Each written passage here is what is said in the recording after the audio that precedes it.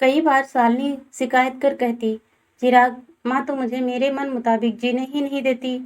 मैं क्या पहन रही हूँ, क्या कर रही हूँ, कहाँ जा रही हूँ, मेरी हर गतिविधि पर उनकी नज़र होती है। मैं उनसे पूछे बिना कुछ कर ही नहीं सकती। शालिनी, माँ ने शुरू से पूरे परिवार को उनके नियंत्रण में रखा है। तुम्हें भी उनके अनुशासन में ही रहना होगा। सविता ने अपनी बहू शालिनी के आते ही स्वयं को घर के कामकाज से एकदम दूर कर लिया। शालिनी के जीवन की पतंग की डोरी उन्होंने अपने हाथ में रखी थी। यूं समझ लो कि शालिनी के जीवन का पूरा नियंत्रण सविता ने अपने हाथों में ले रखा था। पूरे परिवार पर उन्हीं का शासन चलता था। शालिनी का पति चिराग भी अपनी माँ के समक्ष एक शब्द भी कहने की हिम्मत नहीं जुटा पाता था। कई बार शालिनी शिकायत कर कहती, चिराग, माँ तो मुझे मेरे मन मुताबिक जीने ही नहीं देती।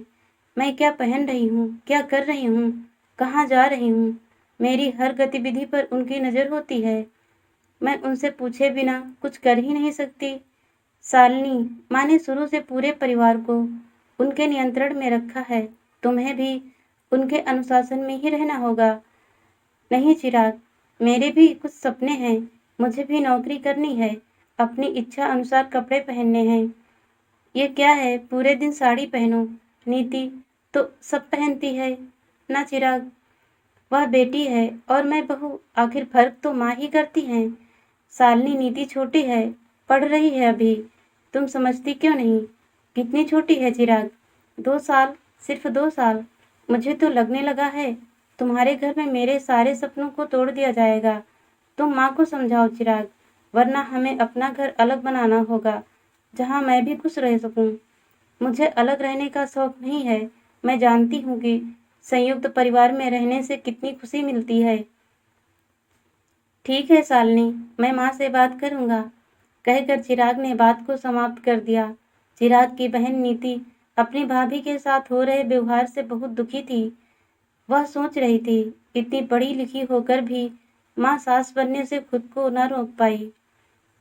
हिम्मत जुटाकर आखिर एक दिन उसने सविता से कहा, माँ, आप भाभी के साथ कितना गलत व्यवहार कर रही हो।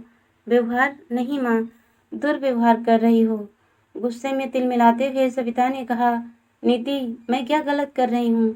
परिवार के कायदे कानून और अनुशासन में रहने के लिए ही तो कह रही हूँ। मैंने भी तो जीवन भर कायदे कानून माने हैं। मैंने भी पूरी जिंदगी अपनी सास का कहा माना है। तो क्या मैं, माँ, आपके साथ जैसा हुआ आप वैसा ही भाभी के साथ करोगी? ये कैसा अन्याय है माँ? आपके ऐसे रवैये से परेशान होकर देखना, एक दिन वह भैया को लेकर अलग इतनी दूर चली जाएगी कि आप उन तक पहुँच भी नहीं पाओगी। रहना फिर आप दोनों अकेले। अभी भी वक्त है। भाभी को भी अपनी दूसरी नीति ही समझो ना माँ। आप खुद ही अपने परिवार को तोड़ रही हो। काश आप भाभी की भी माँ बन पाती। चिराग भी कब तक अपनी पत्नी का अपमान सहन करेगा? नीति के लाख समझाने पर भी सविता नहीं बदली। चिराग भी अपनी पत्नी को घुटते हुए उसके सपनों को टूटता हुआ देख रहा था। फिर भी माँ से कुछ भी कहने की हिम्मत वह नहीं जुटा पाया। इसी बीच नीति का विवाह भी तय हो गया। नीति के ससुराल में उसे हर बात की आज़ादी थी। वह अपना जीवन अपने मन मुताबिक जी सकती थी। उसकी सास का स्वभाव उसकी माँ से एकदम ही अलग था। कुछ ही दिनों में नीति अपने सास विनीता से इतना जुड़ गई कि अपने मन की हर बात वह उनके साथ बांटने लगी। एक दिन नीति ने विनीता से कहा, मम्मी जी, मेरी भाभी बहुत अच्छी है, लेकिन मेरी माँ उन पर ज़रूरत से ज़्यादा शासन रखती है। उनके जीवन में इतना हस्तक्षेप होने के कारण भाभी घुट घुट कर जीती है। मैंने अपनी माँ को समझाने की बहुत कोशिश की, किंतु वह बिल्कुल नहीं बदली। नीति को तो क्या तुम्हारा भाई चिराग उन्हें कुछ नहीं कहता? नहीं मम्मी जी, वह तो माँ से बहुत डरते हैं। बातचीत करने में तो तुम्हारी माँ काफ़ी समझदार लगती है। हाँ, वह तो है, लेकिन भाभी के मामले में उनकी समझदारी कहीं चली जाती है। मम्मी जी, भाभी के लिए मैं कुछ करना चाहती हूँ, उन्हें खुश देखना चाहती हूँ, लेकिन कैसे? तुम सही कह रही हो नीति। किसी की बेटी को लाकर उसे दुखी रखना तो बहुत गलत है। नीति को दुखी देखकर विनीता ने कहा, नीति चलो, इस काम में मैं तुम्हारी मदद करूँगी। उन दोनों ने मिलकर कुछ योजना बनाई और वह फिर दोनों नीति के मायके कुछ दिन रहने के लिए आ गए। यूं तो नीति कभी भी साड़ी नहीं पहनती थी, किंतु उस दिन साड़ी पहनकर सर ढक कर अपनी माँ के समक्ष आई। नीति को इस तरह देखकर सविता हैरान रह गई। वह एकटक अपनी बेटी को देख रही थी। चाह कर भी वह ना कुछ पूछ सकी, ना ही कह सकी। कुछ समय बाद नीति ने विनीता से पूछा, मम्मी जी, आज मैं भाभी के साथ बाजार चली जाऊं? विनीता ने स्पष्ट शब्दों में उसे कहा, नीति, कोई जरूरत नहीं, पिछले माह ही तो गई थी, बार बार क्यों जाना है? अपनी बेटी को इस तरह बंधनों में जकड़ा हुआ देखकर सविता मन ही मन कुढ़ रही थी। उसका दिल रो रहा था, लेकिन वह अब भी चुपचाप ही रही। रात को नीति साड़ी पहने हुए ही सोने चली गई। तब सविता उसके पास गई और कहा, नीति, बेटा, साड़ी पहनकर कैसे सो पाओगी? जीवन में कभी पहनी तक नहीं थी तुमने। नीति ने कहा, अरे माँ, वहाँ भी मेरी सास की ही चलती है। उनका बेटा तो उनके सामने मुंह तक नहीं खोलता। यदि वहाँ रहना है तो सास के अनुसार ही चलना होगा, उनके हाथों की कठपुतली बनकर ही रहना होगा। नीति की आप बीती सुनकर सविता सोच रही थी कि जो कांटे उसने लगाए हैं, आज उन पर उनकी बेटी चल रही है। यह उसके कर्मों का फल है जो उसकी बेटी भोग रही है। भगवान उसकी गलती की सजा उसकी बेटी को दे रहा है। नीति ने अपनी माँ के ख्यालों को तोड़ते हुए कहा, कोई बात नहीं माँ, जैसे भाभी की आदत पड़ गई है वैसे ही मेरी भी पड़ जाएगी। मेरा पति भी भैया जैसा ही है, मम्मी जी की गलत बात पर भी चुप रहता है।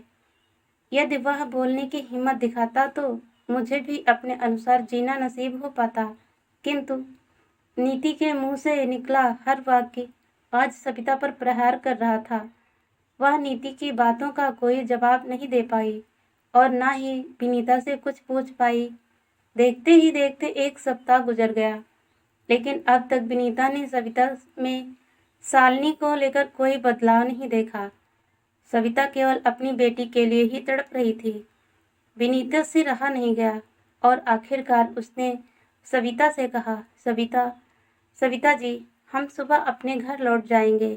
माफ कीजिएगा, हम दोनों यह सोचकर आए थे कि अपनी बेटी को इस हाल में देखकर आपका दिल तुरंत ही बदल जाएगा।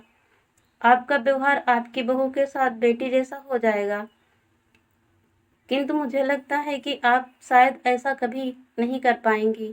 सविता जी, नीति मेरे घर में पूर्ण रूप से स्वतंत्र है, जो चाहे कर सकती है, खुद की जिंदगी का वह खुद के अनुसार जी सकती है।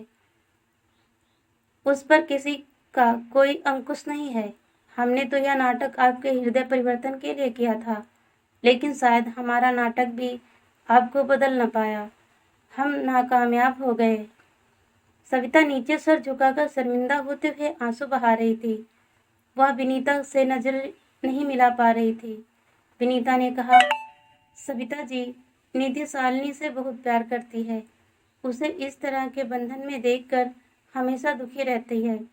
मैं कभी उसे दुखी नहीं देख सकती, इसीलिए हमने यह कदम उठाया था। हमने जो कुछ भी सहन किया ना सविता जी, हमें उस पद्धति को तोड़ना होगा। हमें आज की बेटी को आज के माहौल के अनुसार, उसकी इच्छा अनुसार उसे जीने देना होगा। हमारे साथ जो हुआ हम वही उनके साथ क्यों करें? इतना कहकर विनीता वहाँ से जाने लगी।